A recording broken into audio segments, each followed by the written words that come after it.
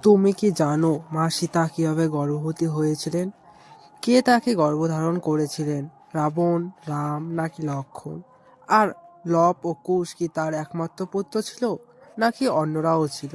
হ্যাঁ, তুমি ঠিকই শুনছো। কিন্তু সেটা শুধু একটা গল্প নয়, এটা ধর্মের সারমর্ম। এবং গরুড় পুরাণে স্পষ্ট হয়ে বলা আছে, যারা যিনি ধর্মগল্পের মাঝপথে ছেড়ে দেয় তার পাপের দোষে দোষী হয়। অতএব যদি তুমি এই গল্পটি শুরু করে থাকো, তাহলে অবশ্যই শেষ পর্যন্ত শোনো, কারণ আজ আমরা তোমাকে রামায়ণের সেই রহস্য বলবো যা এতদিন তোমার কাছ থেকে লুকিয়েছিল। রাম যখন সীতাকে বনে ছেড়ে চলে যান, তখন সীতার চোখে কোনো অভিযোগ ছিল না। ধর্মের উপর এতটাই আস্থা ছিল রামের ওপর এবং তার নারীত্বের মর্যাদার ওপর, সে গভীরভাবে দৌড়িয়েছিল। কিন্তু সে ভেঙে পড়েনি। বনে ঘুরে বেড়ানো গর্ভবতী সীতার আগে কোনো ভয় ছিল না, কিন্তু ছিল রামের স্ত্রী, অযোধ্যার রানী এবং এখন হবু মা। তার চোখে এক ঝলক ছিল, যেন সে জানতে তার তার ছেলে সাধারণ কেউ হবে না। যখন সে বাল্মীকির আশ্রমে পৌঁছালো, তখন আকাশে মেঘে ঢাকা ছিল। মনে হচ্ছিল যেন দেবতারা সীতার কষ্টে কাঁদছেন। শ্রী বাল্মীকি তার দুর্দশা দেখেছিলেন এবং বিনা প্রশ্নে তাকে আশ্রয় দিয়েছিলেন। কিন্তু তিনি জানতেন যে তিনি কোনো সাধারণ মহিলা নন, বরং স্বয়ং মাটির কন্যা। সীতা এখন আশ্রমে বাস করতেন, যেখানে ঋষিদের তপস্যার প্রতিধ্বনি শোনা যেত এবং তিনি সরল জীবন যাপন করতেন। কিন্তু তার গর্ভে একজন ভবিষ্যৎ উত্তরাধিকারী বেড়ে উঠছিল। আশ্রমের নদী, বনের পাতা এবং পাখির কলরব সবকিছু যেন সেই অদৃশ্য ভবিষ্যতের স্বাগত জানাতে আনন্দিত হচ্ছিল। এবং তারপর একদিন যেন স্বয়ং ভগবান আশ্রমের ভূমিতে জন্মগ্রহণ করেছিলেন। সীতা লবকে জন্ম দিয়েছিলেন। সমস্ত ঋষিরা দেখছিলেন যে সে সন্তানের জন্মের সাথে সাথে পরিবেশের পরিবর্তন এসেছে, দেবত্বের অবতারণা হয়েছিল। সেদিন পাখিরা বিশেষ সুরে গান গেয়েছিল আর বন ফুলে ভরা ছিল। ছোটবেলা থেকেই লব ছিলেন মেধাবী, বুদ্ধিমান এবং শাস্ত্রের প্রতি আগ্রহী। বাল্মীকি তাকে বেদ, শাস্ত্র, ধনুর্বিদ্যা এবং রামের গল্প শেখাতে শুরু করেছিলেন। সীতা লবকে ভালোবাসতেন, কিন্তু রামের নামও উচ্চারণ করতেন না চেয়েছিলেন। তিনি যেন তাকে কর্মের দ্বারা পরিচালিত জীবনযাপন করেন, পরিচিতিদের দ্বারা নয়। একই বছর আরেকটি আশ্চর্য ঘটনা ঘটে। সীতার দ্বিতীয় পুত্র কুশের জন্ম দেয়। কুশ ছিল এক অসাধারণ আত্মার শান্ত শিশু। লব ও কুশ উভয়ই আশ্রমের উঠোনে একসাথে খেলত, একসাথে পড়াশোনা করত এবং এমনকি একে অপরের সাথে আনন্দ উদযাপন করত। তিনি গুরু বাল্মীকির কাছ থেকে শিক্ষা লাভ করেছিলেন, যিনি তাকে রামের গল্প বলেছিলেন, কিন্তু তিনি নিজের যে রামের বংশধর তা প্রকাশ করেনি। তিনি কেবল বলেন যে এটি এমন একজন ব্যক্তির গল্প যিনি ধর্মের জন্য স্বয়ং উৎসর্গ করেছিলেন। একদিন দুই ভাই জিজ্ঞাসা করলেন, রাম কি কল্পনার প্রতিমূর্তি নাকি বাস্তব পুরুষ? এবং তারপর প্রথমবারের মতো সীতার চোখে অশ্রুতে ভরে গেল। তিনি কোনো উত্তর দিলেন না। তিনি কেবল বললেন, সময় এলে তুমি নিজেই জানতে পারবে। সেই রাতে কুশ স্বপ্নে দেখেছিলেন যে একজন দেবতা ধনুকধারী এবং যুদ্ধ করছেন। তার মুখটি ঠিক কুশের মতো ছিল। পরের দিন লবও একই স্বপ্ন দেখেছিল। বাল্মীকি হাসলেন। তিনি সেই দিনের আগে থেকেই দেখেছিলেন যে এই শিশুরা সত্য শিখবে। একই সময়ে অযোধ্যার একটি যজ্ঞ অনুষ্ঠিত হয়েছিল। সেখানে রঘুবংশের সম্মান আরও চ্যালেঞ্জ করা হয়েছিল এবং সেখানে থেকে রাম এবং তার পুত্রদের অপ্রত্যাশিত মিলন শুরু হয়েছিল। রাম একটি অশ্বমেধ যজ্ঞের আয়োজন করেছিল। যজ্ঞের ঘোড়াটি সারা দেশে ঘুরে বেড়ায় এবং অবশেষে থামে। লব এবং কুশ বাল্মীকির আশ্রমের কাছে ঘোড়াটি ধরে ফেলেন। সেনাবাহিনী এসে পৌঁছায়, যুদ্ধ শুরু হয় এবং দুই ছেলে যে কোনো যোদ্ধাকে পরাজিত করতে পারত। যখন লক্ষ্মণ, ভরত এবং শত্রুঘ্ন যখন পরাজিত হন, তখন রাম নিজেই আসে উপস্থিত হন। তার সামনে দাঁড়িয়েছিলেন তার মতো দেখতে দুটি ছেলে। রাম জিজ্ঞাসা করলেন, তুমি কে? তাদের একজন উত্তর দিলেন, আমরা সীতার পুত্র। রামের হৃদয় যেন থেমে গেল, তার চোখ ভিজে উঠল। প্রথমবারের মতো সে ওই শিশুদের চোখের দিকে তাকিয়ে নিজেকে দেখতে পেল। সে বুঝতে পারল যে এই দুটি ফুলই সে বনবাসের ঝাড়ে ফেলে এসেছিল। কিন্তু রাম কিছুই বললেন না। রাজত্বের কর্তব্য এবং তার গলার একটি সিংহলে পরিণত হয়ে গেল। সে কেবল বলল, যদি তুমি সত্য বলছো তাহলে আমাকে প্রমাণ দাও। লব এবং কুশ বলল, আমাদের প্রমাণ হলেন যিনি আমাদের জন্ম দিয়েছেন, মা সীতা। তারপর বাল্মীকি সীতাকে সমগ্র সভার সামনে নিয়ে এলেন। রাজসভায় যেন সময় থেমে গেছে। বছরের পর বছর রাম এবং সীতার একে অপরের সামনে কোনো রাগ ছিল না, কোনো অভিযোগ ছিল না, কেবল একটি নীরবতায় সবকিছু বলে দিচ্ছিল। সীতা বললেন, আমি যদি সর্বদা রামকে আমার স্বামী হিসাবে বিবেচনা করে থাকি এবং আমার জীবন আমার ধর্ম পালন করে থাকি, যদি তিনি আমার গর্ভে জন্মগ্রহণকারী পিতৃদের পিতা হন, তাহলে হে মাতা পৃথিবী আমার তোমার কোলে নাও। পরের মুহূর্তে পৃথিবী দ্বিখণ্ডিত হয়ে গেল এবং সীতা তাতে অদৃশ্য হয়ে গেল। রাম তার বাহু প্রসারিত করলেন যেন তিনি সীতাকে থামাতে পারেন, কিন্তু তিনি চিরতরে চলে গেলেন। ধুলোয় বসে তিনি পৃথিবীর প্রার্থনা বললেন, হে পৃথিবী, আমার সীতাকে ফিরিয়ে দাও। কিন্তু পৃথিবী নীরব রইল। আকাশ থেকে কেবল ফুল বর্ষিত হলো। এমনকি দেবতারাও কিছুই বললেন না, কারণ এটি ছিল ধর্মের সিদ্ধান্ত। রাম লব এবং কুশকে আলিঙ্গন করলেন, কিন্তু তার ভিতরে শূন্যতা কখনো পূরণ হবে না। তিনি বললেন, তুমি আমার সীতাকে হারিয়েছে, কিন্তু আমি তাকে তোমার রূপে আবার খুঁজে পেয়েছি। তারপর একটি সিংহাসন আবির্ভূত হলো। বৃক্ষঋষি নারদ বললেন, রাম, এই নাটক এখন সম্পূর্ণ, ফিরে আসার সময় হয়েছে। রাম জিজ্ঞাসা বললেন, আমি কি এখন সীতার সাথে দেখা করতে পারবো? নারদ বললেন, না, এখনো না, কিন্তু এমন সময় আসবে যখন যুগের এক নাটক কলিযুগে প্রতিধ্বনিত হবে। মানুষ সীতাকে তাদের আদর্শ এবং আমাকে মর্যাদা পুরুষোত্তম মনে করবে।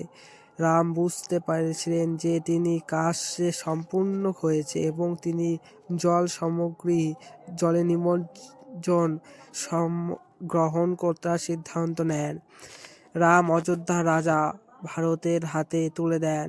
লব ও কুশকে গুরু বিষ্ঠের তত্ত্বাবধানে রাখেন এবং নিজের নদীর দিকে যাত্রা করেন। সমস্ত অযোধ্যা তাকে বিদায় জানান। রাম এখন তার আশ্রমে ফিরে আসছিলেন। নদীর জলে প্রবেশ করার সাথে সাথে তিনি কেবল একটি বাক্য উচ্চারণ করলেন, হে সীতা, আমি আসছি। নদীর ঢেউয়ে অদৃশ্য হয়ে যাওয়ার সময় রামের এই কথাগুলো ছিল। মনে হচ্ছিল যেন জল ভগবানকে আলিঙ্গন করছে। জল আর কেবল সুরজ থাকেনি, তারা আমার কিংবদন্তি হয়ে উঠেছে। প্রতিটি ঢেউ যেন রামের নাম জপ করছে। অযোধ্যার মানুষ ঘন্টার পর ঘন্টা সেখানে দাঁড়িয়ে থাকে, কোনো কথা না বলে চলে গেল। আর লব ও কুশ নীরবে তাদের জীবনের শ্রেষ্ঠ মুহূর্ত পুনরায় উপভোগ করল। তারা এখন বুঝতে পারল যে রাম কেবল তাদের পিতা নন, এই পৃথিবীর ধর্মের আত্মা।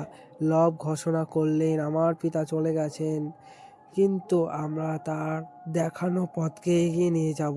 এবং সেই সংকল্প নিয়ে লব ও কুশ তপস্যা করলেন। তারা গুরু বিষ্ঠের নির্দেশনায় বেদ, শাস্ত্র এবং নীতিশাস্ত্র লিখে শিখলেন। কয়েক বছর পর তার উত্তর ও দক্ষিণে ভ্রমণ করে উত্তর দিকে রওনা দেয়, কিন্তু হিমালয়, গন্ধমাদন এবং কৈলাস জ্ঞানী ব্যক্তিদের সাথে দেখা করেছিলেন। তার রাক্ষসদের আশ্রম পরিদর্শন করেছিলেন এবং মানুষকে ধার্মিকতা ও শান্তির পথ দেখিয়েছিলেন। কিন্তু কেউ দক্ষিণে গিয়েছিল, তার নর্মদা, গোদাবরী এবং কৃষ্ণা নদীর তীরে অবস্থিত রাজ্যগুলি রামের গল্প বর্ণনা করেছিল। লোকে তাদের শ্রদ্ধা করত, কারণ তারা কেবল রামের পুত্র ছিল না, বরং রাম কাহিনীর জীবন্ত চরিত্র হয়ে উঠেছিল। কিন্তু এই যাত্রা নতুন মোড় নেয় যখন কুশ একটি রাজ্য পৌঁছায় যেখানে রাজকুমারী কুমুদিনী তাকে যুদ্ধের জন্য আহ্বান জানায়। তিনি ছিলেন একজন যোদ্ধা এবং নারী স্বাধীনতার প্রতীক। তিনি কুশকে বলেছিলেন, যতক্ষণ না তুমি আমার চিন্তা এবং অস্ত্র উভয় ক্ষেত্রেই পরাজিত করো ততক্ষণ আমি বিয়ে করব না। কুশ হাসলেন। তিনি কেবল বিতর্কে তাকে পরাজিত করেননি এবং তার সম্মানও বৃদ্ধি করেছিলেন। কুমুদিনী বললেন, তুমি কেবল একজন যোদ্ধা নয়, একজন সত্যিকারের রাজা। তারা বিয়ে করলেন। কুশ সেখানে একটি নতুন রাজ্য প্রতিষ্ঠা করলেন, যার নাম দিলেন কুশাবতী। এদিকে যখন লব হিমালয় থেকে ফিরে এলেন, তিনি আবিষ্কার করলেন যে একজন রাজা পুরোহিত ধর্মের নামে জনগণকে বিভ্রান্ত করছে। লব কোনো যুদ্ধ ছাড়াই তাকে শান্তিপূর্ণভাবে সত্য সম্পর্কে আলোকিত করলেন। ভক্তদের পুরো সভা লবকে রাজাধা উপাধি দিয়েছিল। এখন তিনি যেখানে যেতেন লোকেরা তাকে রামের উত্তরসূরি হিসাবে নয়, একজন জ্ঞানী ব্যক্তি হিসাবে দেখতেন। একবার একজন রাজা জিজ্ঞাসা করেছিলেন যে রাম কি সত্যি ঈশ্বর? লব উত্তর দিয়েছিলেন, রাম হলেন এমন একজন যিনি শৃঙ্খলাবদ্ধ থাকা সত্ত্বেও কখনো করুণার ভুলে যায় না। যিনি আপনার মধ্যে এই ধরনের গুণাবলী থাকে, তবে জেনে রাখুন যে রাম আপনার মধ্যেও আছে।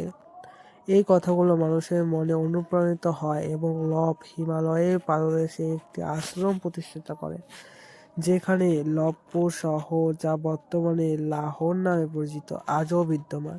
এখন কুশাবতীর কুশ ও কুমুদিনীর একটি পুত্র সন্তান হয়। তার নাম রাখা হয় অতিথি। এই শিশুটি রামের বংশের ভবিষ্যৎ সুরক্ষিত করার যোগসূত্র হয়ে ওঠে। অতিথি রামের সংযম, সীতার পবিত্রতা এবং লব ও কুশের জ্ঞানের অধিকারী ছিলেন। তিনি তার রাজ্য জুড়ে ধর্ম, ন্যায় বিচার এবং শিক্ষার ভিত্তি মজবুত করেছিলেন। তার রাজ্যে কেউ ক্ষুধার্ত থাকতেন না এবং নারীদের প্রতি শ্রদ্ধা ছিলেন সর্বাপেক্ষা গুরুত্বপূর্ণ। রাজার দিকে তাকিয়ে লব বললেন, এখন আমাদের জনগণের মধ্যে বসবাস এবং তাদের সেবা করার সময় এসেছে। কুশ বললেন, আমাদের বংশ নাম দিয়ে নয়, বরং কর্ম দ্বারা স্বীকৃতি হবে। এবং তারপর উভয় ভাই তাদের পুত্রদের আশীর্বাদ করলেন, ধর্মের নামে কাউকে কখনো অপমান করো না। মনে রেখো, কেবল ধর্মটাই রামের যোগ্য। এবং সেখানে থেকে পরবর্তী অধ্যায় শুরু হয়। রামের ছায়া থেকে কিন্তু তার আদর্শে আচ্ছন্ন একটি যুগ। কুশ এবং লব এবং পুত্ররা এখন যুবক ছিল, কিন্তু রামায়ণ আর তাদের জন্য কোনো পাঠ্য ছিল। এটি ছিল একটি জীবন্ত ইতিহাস। একদিন যখন কুশের পুত্র অতিথি এবং লবের শিষ্য পাণিনি গঙ্গার তীরে বনে ধ্যান করছিলেন, তখন এক ঐশ্বরিক আলোয় আবির্ভূত ঘটে। সেই আলো থেকে একটি কণ্ঠস্বর ভেসে আসে, রামায়ণ কেবল অতিথি নয়, ভবিষ্যৎ। পাণিনি জিজ্ঞাসা করলেন, তুমি কে? উত্তর এলো, আমি সেই ব্যক্তি যিনি বাল্মীকিকে এটি লিখিতে অনুপ্রাণিত করেছিলেন। এখন আমি চাই তুমি রামের গল্প কলিযুগে নিয়ে যাও, যেখানে অন্ধকার থাকবে, কিন্তু এই গল্পটি আলো নিয়ে আসবে। অতিথি এবং পাণিনি প্রতিজ্ঞা করিলেন যে যতক্ষণ সূর্য, চন্দ্র এবং গঙ্গা প্রবাহিত হয়ে থাকবে ততক্ষণ রামের প্রতিধ্বনিত হবে। এবং সেই সংকল্পের সাথে একটি নতুন যজ্ঞ শুরু হয়েছিল। একটি যজ্ঞ যাতে কেবল মন্ত্রই ছিল না, বেদ এবং রামের কীর্তিও উপসর্গ করা হয়েছিল।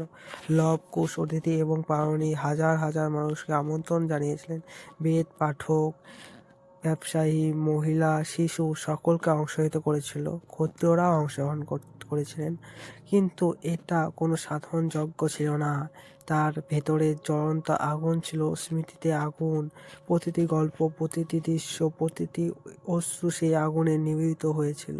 তারপর একজন বৃদ্ধা অন্ধ মহিলা এসে জিজ্ঞাসা করলেন রামকে, আমি শুনেছি যে ন্যায়পরায়ণ প্রেমিকা বলেছিলেন যে যিনি শোনেন তাকে ন্যায় বিচার প্রদান করতে, তিনি হলেন রাম। যিনি নিজের কষ্টের মধ্যে অন্যদের মুখে হাসি ফোটান, তিনিই হলেন রাম।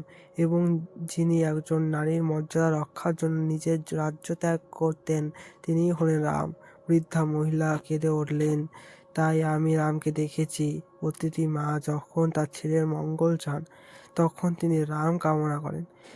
এই আবেগ মুহূর্ত ঘরে যজ্ঞ হঠাৎ করে শোনা যদি এই গল্পটি আপনার হৃদয়কে স্পর্শ করে তবে একটি নিজের কাছে রাখবেন, এটি ছড়িয়ে দিন, কারণ ধর্মের বার্তা যত বেশি ছড়ায় পড়বে সমাজের উন্নতি তত বেশি হবে। কিন্তু অবশ্যই পছন্দ করুন, যাতে আমরা জানতে পারি যে আপনার মতো লোকেরা এখনও সত্যের বাণী লালন করে।